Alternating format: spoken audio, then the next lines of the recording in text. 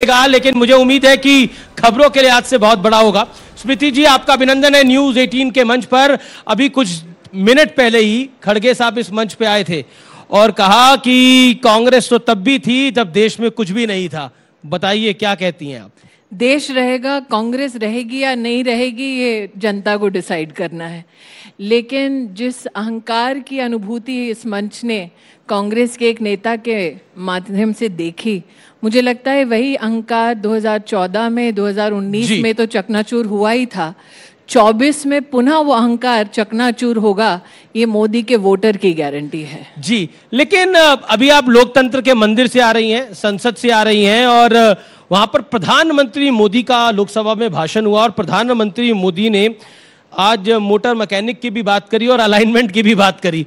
तो अलाइनमेंट विपक्ष की बिगड़ रही है, दिख रही है, लेकिन आप लोगों की अलाइनमेंट जो है वो सुपर कॉन्फिडेंट दिख रही है। कहीं ये ओवर कॉन्फिडेंस तो नहीं है स्मृति जी? आपने जितना प्रधानमंत्री मोदी के राजनीतिक सफर को देखा है, तो उसको देखते हुए कम से कम जितने भी विशेषज्ञ हैं राजनीति के, वो इस बात से सहमत होंगे कि प्रधानमंत्री मोदी कॉन्फिडेंस से ओतप्रोत होते हैं, लेकिन ओवर कॉन्फिडेंस के कभी शिकार नहीं हुए।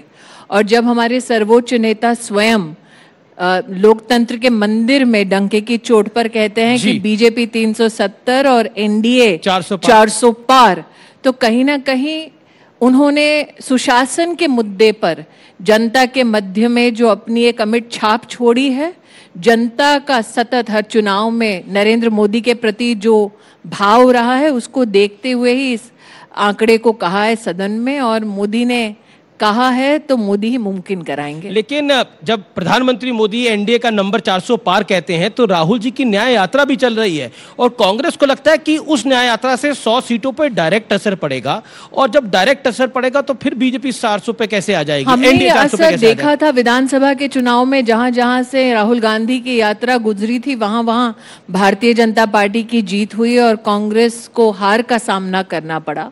तो अगर ये जानते हुए कि जहां जहां राहुल गांधी ने पग धरे हैं वहां पर कांग्रेस को हार के अलावा कुछ नहीं मिला, तब भी उनकी जिद है कि वो यात्रा निकालें तो निकालें।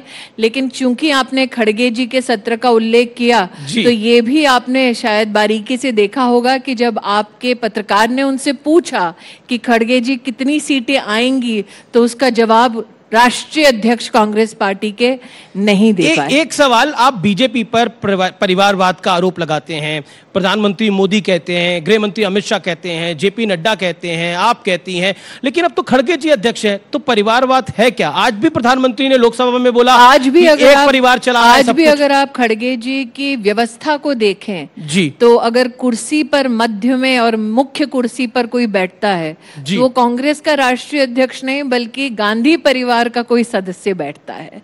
तो क्या जो कांग्रेस पार्टी प्रधानमंत्री का कार्यालय रिमोट कंट्रोल से चलते देख रही थी, क्या आज पार्टी के अध्यक्ष का ऑफिस भी वो रिमोट कंट्रोल से चलाते हैं? ये कहीं ना कहीं विश्लेषण का विषय है। अब तो अमेठी में आपने घर भी बना लिया है, नए घर की आपकी तस्वीरें देखी, और इसका मतलब इस बार भी अमेठी की तैयारी पूरी है। और इस बार अगर भाई की बजाय बहन आ गई लड़ने के लिए, तो क्या करेंगे स्मृति जी? मुझे लगता है 2019 के चुनाव के बाद उस पूरे इलाके ने मिजाज सा बना लिया है कि गांधी खानदान को धूल चटाएंगे, और ये अहंकार का विषय नहीं है। 2019 के बाद 2022 में विधानसभा का जो चुनाव हुआ था, 5 में से 4 विधानसभा क्षेत्र में कांग्रेस की जमानत जब्त हुई थी। वो हार के इतने करीब अपने राजनीतिक इतिहास में लोकसभा चुनाव की दृष्टि से कभी नहीं रहे जितना 2024 में है। तो क्या आपको लगता है कि बीते 5 सालों के अंदर या फिर बीते 10 सालों के अंदर नरेंद्र मोदी ने इतना काम कर लिया है कि बीजेपी को 400 पार, एनडीए को 400 पार का मैंडेट मिलेगा, लेकिन ईडी और सीबीआई का भी इस्तेमाल बीजेपी कर रही है, ऐसा विपक्ष के अधिकतर नेता कह रहे हैं। देखिए, एक मुख्यमंत्री जेल में चले गए हेमंत सोरेन, दूसरे मुख्यमंत्री अरविंद केजरीवाल जी को ईडी का सम्मन जा रहा है, तो आप लोग चाह क्या रहे हैं? मतलब देखिए, चारा खाएं वो, घोटाला करे वो, जमीन खाए उनका दामाद, और आरोप आप ईडी पर मढ़ेंगे तो ये कहां का नया है? और जहां तक राजनीतिक भूचाल की बात है तो अमेठी क्या सुनने में आए रायबरेली की सीट में भी कोई भूकंप आने वाला है। जो अमेठी में सीट बदल रहे थे अब शायद रायबरेली में भी सीट बदलाव की अटकलें आ रही हैं। तो जैसा कि मैंने कहा, इलाके में मिजाज ऐसा है कि गांधी खानदान को हराया जाए और इलाके को कांग्रेस पार्टी से, गांधी खानदान से मुक्त किया जाए। मेरे दो और सवाल हैं। क्या महंगाई एक विषय है जिसको बार बार विपक्ष उठाता है और महंगाई के विषय के ऊपर बीजेपी के पास जवाब नहीं है? बिल्कुल ऐसा नहीं है। मुझे लगता है कि आज प्रधानमंत्री जी ने देश की संसद में महंगाई के संदर्भ में भी जिन आंकड़ों का उल्लेख किया, श्रीमती सोनिया गांधी सामने विराजमान थी, उन्होंने एक भी उसके खिलाफ स्वर नहीं उठाया। ये सत्य है कि जब कांग्रेस की केंद्र में सरकार थी, साल 2014 में सरकार परिवर्तन से पहले डबल डिजिट का इन्फ्लेशन हमारे देश ने देखा। तब ना कोविड की भयावह कोई परिस्थिति रही, ना कोई अंतर्राष्ट्रीय स्तर पर दो देशों के बीच में कोई द्वंद्व रहा।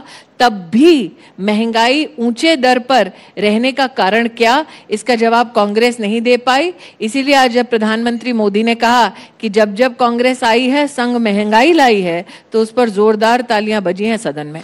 लेकिन 80 करोड़ लोगों को भोजन देना पड़ रहा है। अगर देश इतना आगे बढ़ रहा है तो 80 करोड़ लोगों को भोजन क्यों देना पड़ रहा है? मुझे ऐसा लगता है कि 50 करोड़ लोगों को आयुष्मान भारत का जो एक कवच मिलता है मेडिकल का, वो क्यों मिलता है?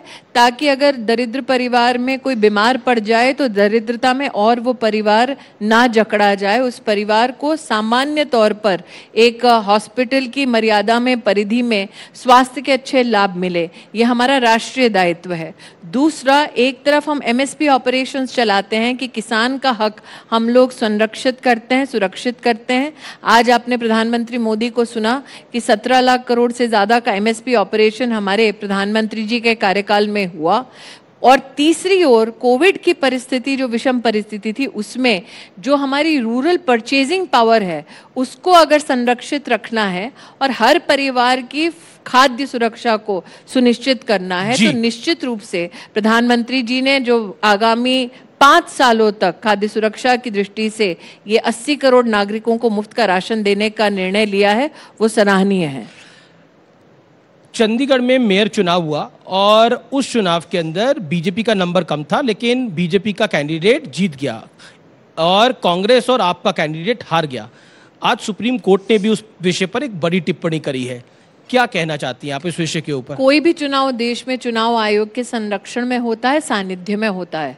तो अगर सुप्रीम कोर्ट ने चुनावी प्रक्रिया के संदर्भ में चुनाव आयोग के ऊपर और चुनाव आयोग की गतिविधि के ऊपर कोई टिप्पणी की है, तो ये दोनों ही हमारे लोकतंत्र का आधार स्तंभ हैं।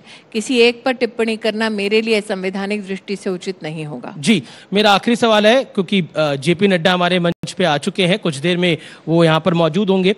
मैं आपसे आखिरी सवाल पूछूंगा कि प्रियंका गांधी वाड्रा के अमेठी या रायबरेली से लड़ने की बड़ी चर्चा है। अमेठी से चर्चा नहीं है, चर्चा करने की भी हिम्मत नहीं बची। जी, और आपको लगता है कि बहन आए, भाई आए, दामाद आए, अमेठी में कमल का फूल पुनः खिलेगा। और जैसे कि मैंने कहा, अटकलें तो ऐसी लग रही हैं कि अब तेलंगाना से भी निमंत्रण आ रहा है गांधी परिवार को कि रायबरेली की सीट छोड़ दीजिए, आप तेलंगाना से चुनाव लड़िए। ये डर का माहौल है गांधी परिवार में, इसका जवाब तो वही दे पाएंगे। लेकिन निश्चित रूप से हम उत्तर प्रदेश की हर सीट पर कमल का फूल खिलाएंगे। इस बार अमेठी के बाद रायबरेली में भी इतिहास बनाएंगे। बहुत बहुत शुक्रिया। जेपी नड्डा हमारे साथ आ चुके हैं, कुछ मिनट के अंदर वो इस मंच पर होंगे। स्मृति जी, आपका बहुत बहुत अभिनंदन इस चर्चा के लिए, हमें समय देने के लिए। Thank you so much. हम चाहेंगे आप बस कुछ पलों